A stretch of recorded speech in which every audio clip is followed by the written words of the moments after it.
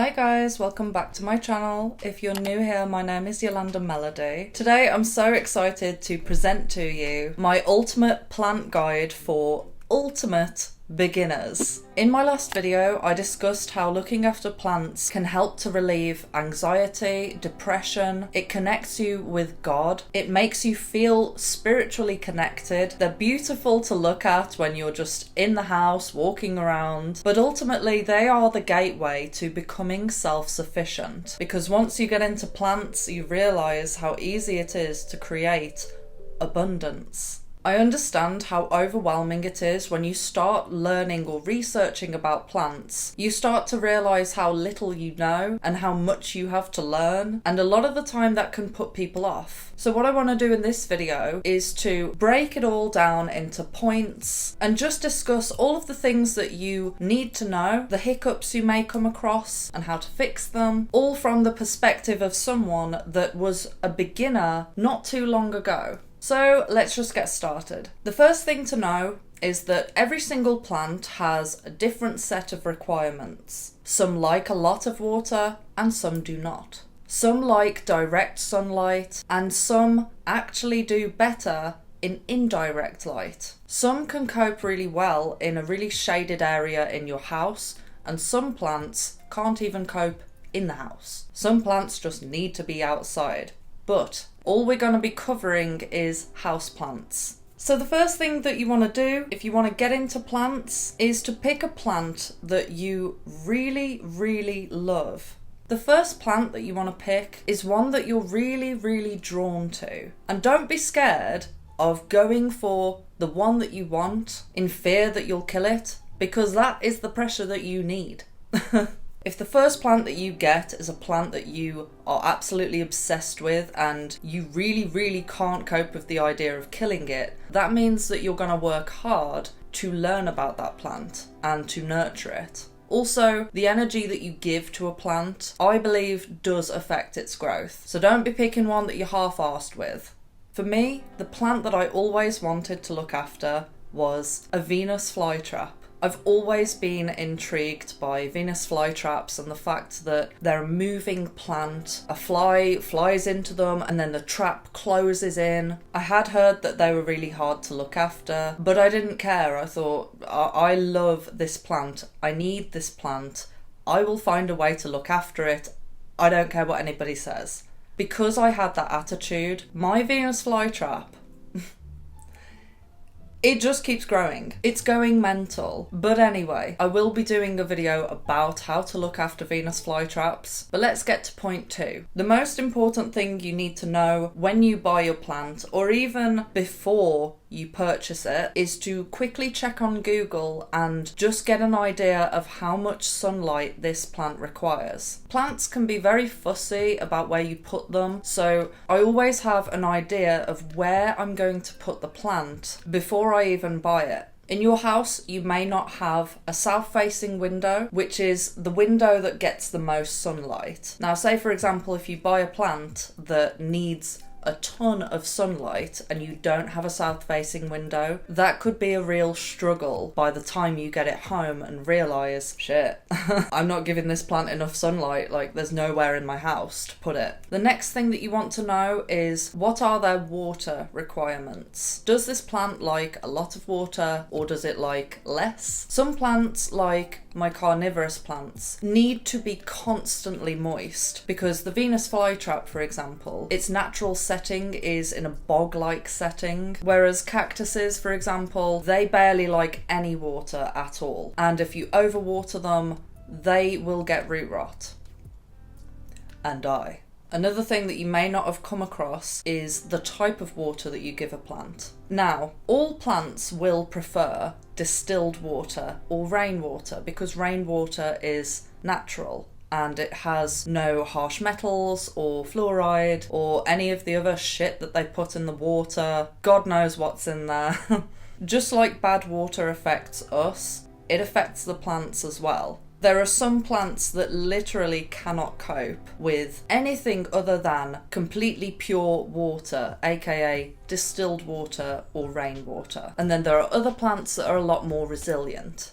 Next thing to know about is soil. Oh my god. This is where it gets expensive. When I first started looking after plants, I thought that all the plants just had regular soil. No. So many plants require so many different types of soil. Now, to someone who is really experienced with plants and gardening, that's a no-brainer to them. They're like, well, duh. But to an absolute beginner, this is big news. It was big news for me. So what I recommend, if you don't want to be paying hundreds of pounds for dirt in a bag, is to focus on a certain family of plants that you like. And also, again, before you purchase a plant, just Google what soil it copes with or what it thrives in. Because if you buy a plant from a plant nursery, for example, and it really needs repotting, and then you get home and realise, oh, I should have bought some soil for it, you know? So my current obsession is carnivorous plants and cactuses and succulents. Now, a lot of carnivorous plants have similar needs and a lot of them need the same potting mix. So if I purchase more carnivorous plants, I know that I've got the potting mix for them. And then I've got a different type of soil for all the cactuses and succulents. But basically you can save a lot of money if you stick to a certain plant species. Also, it'll be less overwhelming because if you get plants from the same species, you'll often find that they have similar water requirements and similar sunlight requirements, but there are discrepancies. So always do your research about every single plant individually.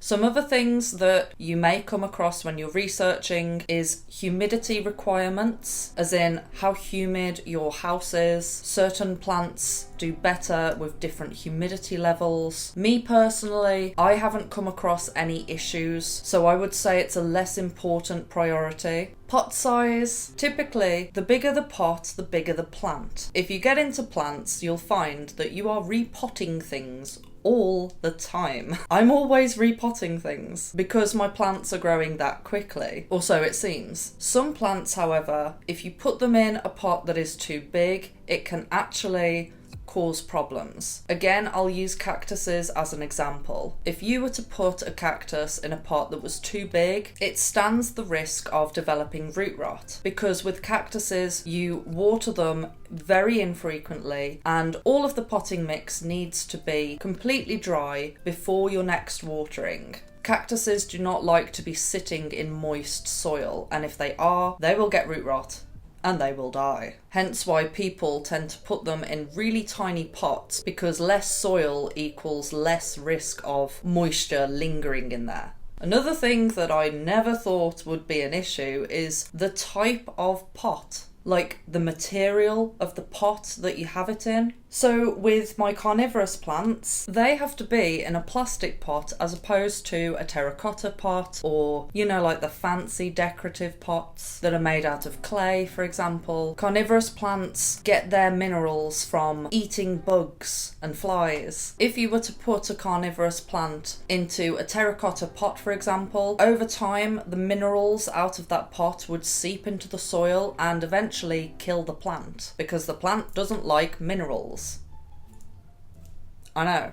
Over time, you will probably come across a point where you experience some kind of pests, like fungus gnats in the soil. It's not like something huge to worry about, but it is annoying. There are certain plants that are prone to pests, such as cactuses again. So if you love your plants, it'd be good to research some natural pest control. And I can tell you straight off the bat, right? In all the research that I've done, I keep coming across this same mixture that all of these channels are recommending, which is a spray bottle with a little bit of neem oil and dish soap. I don't know the ratio exactly, but I'm just pointing you in the right direction. I personally do not have enough experience when it comes to pest control to comfortably give you guys advice about it. I wouldn't say it's a huge thing to trouble yourself with right at the beginning, because I don't have any pest problems at this current moment in time, but I have come across them. And what I've done is just repot the plant altogether, because another thing that I highly recommend getting is a moisture meter. This moisture meter is so good for anyone who is into gardening or plants, but for beginners this is great. What people tend to recommend when it comes to watering is to dip your finger into the soil 2 inches deep to check if there's moisture or not. Now, I can't do that. When it comes to repotting cactus, let me tell you, these nails are great, but when it comes to checking if they need water, I just can't be doing that. My nails are about 2 inches long usually anyway, so... And plus, when it comes to my potting decoration, let me tell you now, aesthetics really matter to me. When I plant my pots in a soil, I don't like it to look messy. I want it to be completely uniform. And what I've also started doing is decorating the top of the soil with perlite or decorative rocks. If you're dipping your finger in all the time, it's gonna ruin the look of everything and it's just gonna cause a mess. And this is the answer. I will link in the description below this one that I bought. What I like about it as well is that it comes with a little kind of guide at the back of the packaging. If you know nothing about moisture meters at all, I would recommend to actually watch a video on how to properly use it. But once you know that information, it's really good to be able to just look at the back and see what zone your plant is in. For example, with my cactus and succulents, I'll stick the moisture meter in and I won't even consider watering them until it hits the complete red, as in completely dry. Then I'll wait a few days just to make sure, and then I'll water the cactuses. Now with the carnivorous plants, you want them to always be in the moist zone. If your carnivorous plant starts to go down into this red zone, you're in trouble. So another thing that I kept hearing in these plant channels was the whole talk about whether to put your plant in a south-facing window or a west-facing window. Again, for a lot of people, they're going to be like, yeah, common sense. Different windows will emit different levels of sunlight. But I didn't even know that this was as important as it was. But it is important. With my cactuses and carnivorous plants, they all need a south-facing window, and it's a good job that I've got enough space on that windowsill, because if I didn't, I would be in trouble and all of the plants would suffer. An easy way to tell whether your window is south or west is to literally just get your iPhone and load up the compass. Or you could do it the natural way and just go by the sun. Okay, on to the fun stuff. One of the best ways to get good at looking after plants quick is to actually purchase plants from the casualty section, as in buy a plant that needs a lot of TLC. First of all, it's cheaper. Second of all, when you bring that plant back to life, you know that you know how to look after that plant. This was what I did at the beginning of my plant journey, when I actually started to get good at it. Because you bring this plant in and you think, well, it's on its way out, like it's dying, like I really want to bring it back to life. And it causes you to research and learn so much about that plant. And then if it dies and you can't revive it, at least you didn't waste £20 on a plant that was once beautiful, that you killed it yourself. You know, it also just feels good because you know that that shop has been neglecting that plant, as you will discover as well. You'll go into these garden centres. Once you start getting good at plants, you'll start looking at the way that they're looking after the plants and you'll be like, what are they doing? What are they doing to this plant? Like, yeah. Anyway, another thing in this category of the TLC category is pruning. Now, I didn't realise how beneficial it is to actually prune your plant. And what I mean by that is, say for example you have a plant, some of the leaves look really healthy, and then you have some dingy, crunchy, horrible looking leaves. What you want to do is bite the bullet and get rid of those leaves. Just get them gone. And if that means that the plant then looks a little bit naked afterwards, so be it. Because the plant is not benefiting from those ugly, dying, crispy leaves. Those ugly, dying, crispy leaves need to go. It's like getting a haircut. If you have really long hair, but most of it is split ends and crunchiness and bleach, dye, all of that, it's just not gonna grow. It's just gonna split more. Just get a cut, get it off. Get it so that the only thing that is in that plant is healthy, beautiful, thriving leaves. Oh, I never knew I could get so passionate about plants. I don't understand it. Anyway, is anybody else hot? I'm actually boiling. It's only me in the room. See, the plants are making me crazy. Just another note about the pruning. If you don't take off the dead crispy leaves, the plant is wasting a certain amount of its growth energy on this dying leaf. And that dying leaf is not going anywhere. The only way it's going is death. If you prune the plant, you will be surprised at how suddenly it grows new leaves. It sprouts new traps, if it's a Venus flytrap. And last but not least, this is where it gets really, really fun. Propagating.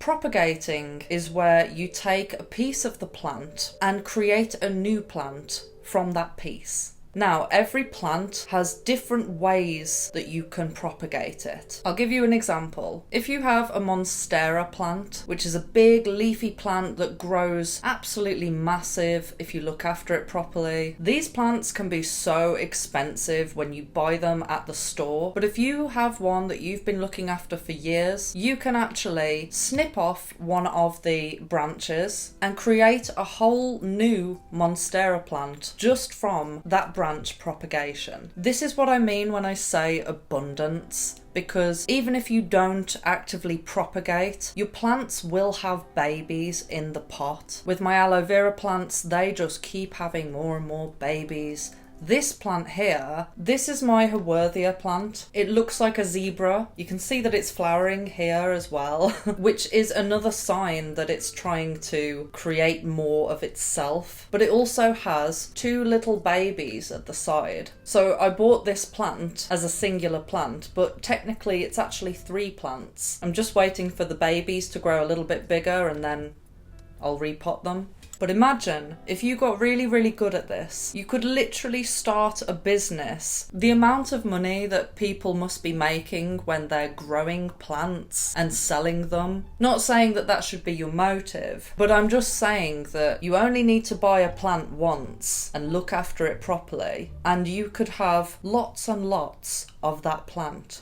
And you can give them to friends and family for presents. Only if they'll look after them though. If they have a reputation for killing plants, maybe don't give them a plant as a present. Anyway, I hope that the information that I gave wasn't too overwhelming and it was rather inspiring. Definitely comment below if you are a plant beginner or a really experienced plant person. And if you did enjoy this video, please drop me a like, subscribe, and hit the notification bell. Love you, bye!